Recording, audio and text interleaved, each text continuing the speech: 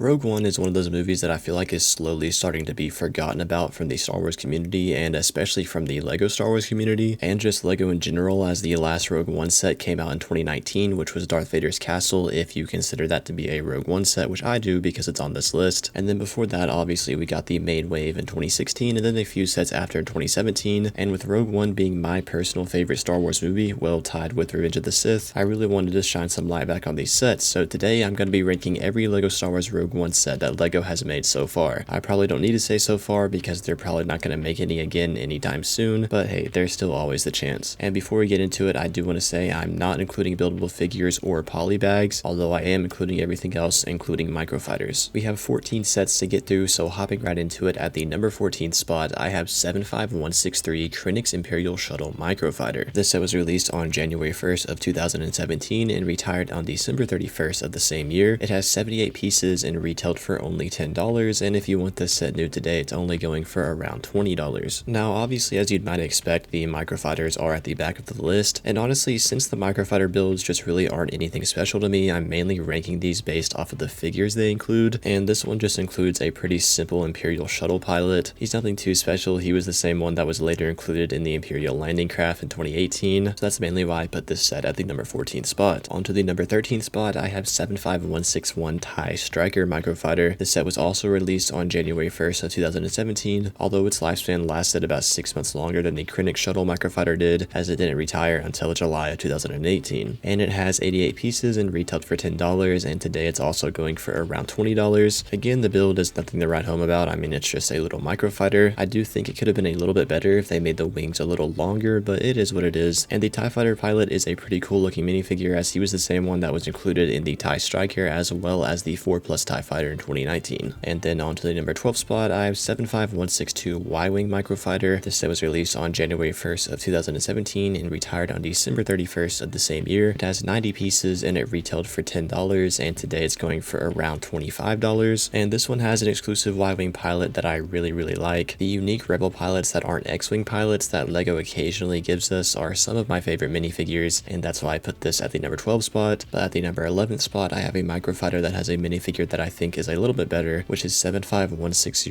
U-Wing Microfighter. This set was released on January 1st of 2017 and retired on December 31st of 2018, and it's also going for around $20 to $25. But the reason I ranked it the best out of all the Rogue One microfighters is because of that U-Wing pilot. I really like his unique helmet as well as his unique blue and brown color scheme on his body. Now moving into the top 10, at the number 10 spot, I have 75164 Rebel Trooper Battle Pack. This set was released on January 1st of 2017 and retired in December of the same year. It has 120 pieces and had an original retail price of $15 US, and if you want this set new today, it's currently going for around $40 US. Now, as some of you might know, I love Rebel Trooper Battle Packs and just Rebel Troopers in general. I think they're some of the most underrated Star Wars minifigures that LEGO makes, and this battle pack has 4 exclusive Rebel Troopers that all look incredible. And on top of that, this is one of the rare times when a battle pack actually has a really cool build, as it comes with this little unique green speeder and a barricade. And as much as I love this battle pack and as much as I love Rebel Troopers, I do think the 75165 Imperial Trooper Battle Pack is just a little bit better, which comes in at the number 9 spot. This set was released alongside the Rebel Trooper Battle Pack in January of 2017, and then it retired in December of the same year. It has 112 pieces and had an original retail price of $15 US, and if you want this set new today, it's currently going for roughly around $60. Now, this set and the Rebel Trooper Battle Pack are almost tied in my head, and I definitely think the Rebel Trooper Battle Pack has a way better build and a more accurate build. However, obviously, what gives this one the upper hand for me is those Death Troopers. I mean, they really are some of the coolest troopers that have ever been introduced into Star Wars, and of course, there's some of the coolest minifigures as well. And then, of course, you get to normal Stormtroopers as well, and this is overall just a very solid battle pack. Again, I really like Rebel Troopers, and I think the speeder on the Rebel Battle Pack is better than the Walker in this battle pack. However, I think the Death Troopers just outweigh all of that, and that's why it's at the number 9 spot. On to the number 8 spot, I have 75152 Imperial Assault Hover Tank. This set was released in September of 2016 and then retired in December of 2017. It has 385 pieces and had an original retail price of $30 US,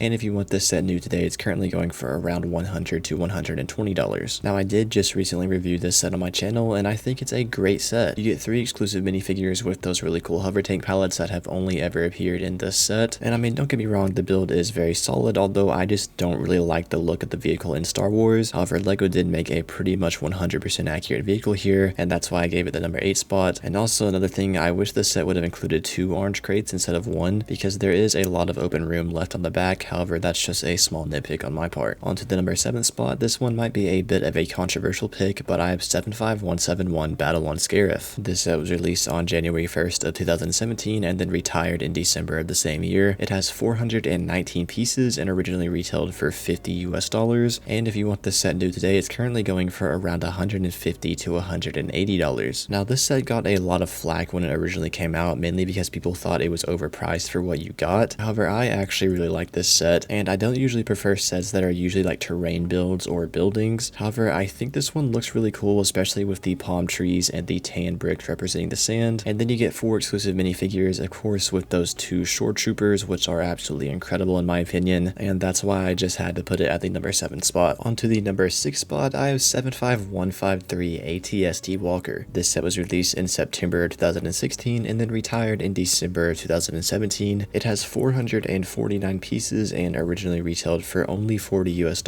and if you want this set new today, it's actually only going for around $100. Now this is another set that I just recently reviewed, and to this day I still think this is by far the best ATST Walker that LEGO has ever made. I mean, it's just perfect in almost every way. The only downside is that you can't fit 2 drivers on the inside, which makes it, you know, not as accurate because ATSTs do have 2 drivers. However, on the outside, the detail is just absolutely incredible, and it also has perfect proportions and it is perfectly to scale as well. And then you also get 3 exclusive minifigures, being Baze Malbus, which is a really cool character, as well as the ATST driver, and then obviously the Rebel Trooper, which you guys know I really like. Now making our way into the top 5, at the number 5 spot, I have 75172 Y-Wing Starfighter. This set was released on January 1st of 2017 and then retired in December of 2018. It has 691 pieces and retailed for only $60 US, and if you want this set new today, it's currently going for around $120 to $150. Now, like the ATST, this set is widely considered to be the best Y-Wing that LEGO has ever made, and rightfully so. I have this set and I absolutely love it. For $60, you get 5 minifigures, a really nice side build, and then an incredible Y-Wing Starfighter. It's perfectly minifigure scaled, and the detail is just absolutely incredible, and it's one of those starfighters that is really fun to play around with, and it also pairs really well with the 2018 X-Wing. And then speaking of the figures, there are 5 of them and 3 of them are exclusive, the most notable ones being Admiral Raddus and then Moroff, which is a really cool character. And then also you get this really cool astromech droid that has a clear head dome piece, and then you also get an Imperial Stormtrooper and then a Y-Wing pilot. And at first I thought the Y-Wing pilot was exclusive, but it's actually the exact same pilot that comes in the U-Wing. And speaking of the U-Wing, that is what comes in at the number 4 spot. 75155 Rebel U-Wing Fighter was released in September 2016 and then retired in July of 2018. It has 659 pieces and retailed for $80 US, and if you want this set new today, it's currently going for around $220. Now it's kind of strange that this set actually has less pieces than the Y-Wing and includes the same amount of minifigures but retails for $20 more. Obviously the explanation is that the U-Wing uses a lot of big plates. However, I do think it was kind of strange that it costed $20 more than the Y-Wing instead of just 10 maybe, but regardless, it's still an incredible set. Me personally, I've never really liked the design of the U-Wing in Star Wars. Out of all of the Rebel Starfighters, it's probably my least favorite just because it looks sort of bulky compared to the other ones that look pretty sleek. However, I just absolutely love the white, blue, and yellow color scheme on it. It just looks so vibrant and bright, and it really stands out if you have this set in your collection. And also, I do think how the wings open is really cool as well, and not to mention it has a very nice minifigure lineup, and it was the only set to include Jyn Erso in the first Rogue One wave. And now making our way into the number 3 spot, I have 75251 Darth Vader's Castle. This was actually the last set LEGO made based off of Rogue One, as it was released in December of 2018 and then retired in October of 2021, meaning it had a fairly longer than average lifespan of almost 3 years. It has 1,060 pieces and retailed for $130 US, and if you want this set new today, it's currently going for around $160 to $200. Now again, I don't usually prefer sets that are buildings, however this set just looks so good on display. Obviously, I mean, it's Vader's castle, it just looks super menacing. I love how sleek it is, I love the red transparent bricks in the front, I love the lava coming out of the bottom, and then on top of that, it has an incredible minifigure lineup with a back-to-tank Darth Vader, and then the really nice looking Imperial transport pilot. Again, I don't usually prefer LEGO Star Wars sets that are buildings, but since this set's design just looks so cool, I had to put it at the number 3 spot. And now on to the number 2 spot, I have 75154 TIE Striker. This set was released in September November of 2016 and retired in December of 2017. It has 543 pieces and originally retailed for $70 US, and if you want the set new today, it's currently going for around $150 US. Now man, I absolutely adore this set. It is by far one of my favorite sets in my collection. I honestly do not think LEGO could have made this set any better than it is, and this might be a bit of a hot take, but I'd also argue that the TIE Striker, or at least the LEGO TIE Striker, is the best looking TIE Fighter model. I love how the wings move up and down, and I love the shape of the wings. They look kind of like a dagger, and it just makes it look super fast and super menacing. And then on top of that, you have an incredible minifigure lineup with figures like a Rebel Trooper, which you guys know I really like, and then of course the main draw, which is that exclusive Shore Trooper with the light blue arm. Again, I think Shore Troopers, specifically this one, are arguably some of the best troopers that LEGO has ever made. The light blue with the tan just flows together so nicely, and paired with the incredible Starfighter model, this set just deserves the number 2 spot. And then at the number 1 spot, I'm pretty sure you guys know the only set that is left, and I'm gonna be honest, it was really hard for me to decide between this set and the TIE Striker for the number 1 spot, but at the number 1 spot, I have 75156 Krennic's Imperial Shuttle. This was the biggest set released in the opening Rogue One wave in 2016, and then it later retired in July of 2018. It has 863 pieces and originally retailed for $90 US, and if you want this set new today, it's currently going for around $300. And like I said, it was really close between this set and the TIE Striker for the number 1 spot, but in the end, for me at least, this set takes the cake, just because I love big shuttles with big wings that fold down, like Kylo Ren's shuttle or an Imperial shuttle, so in my mind, that's why this one had to be at the number 1 spot. And I think it has a very unique design. I love the sort of triangle shape of the body, and then also all of the panels can slide open in this really unique way to access the interior, and then it includes 5 exclusive minifigures with obviously Director Krennic, and then 3 fan favorite characters being K2SO, Bodhi, Rook, and Pow, and then obviously those 2 very sought after exclusive Death Troopers. Again, I think the TIE Striker is a perfect set, although I think this is a perfect set as well, and I'm usually going to prefer shuttles over starfighters. Let me know what you guys think about this list down in the comments below, and if you want to check out more of my videos, you can see them on the end screen right now.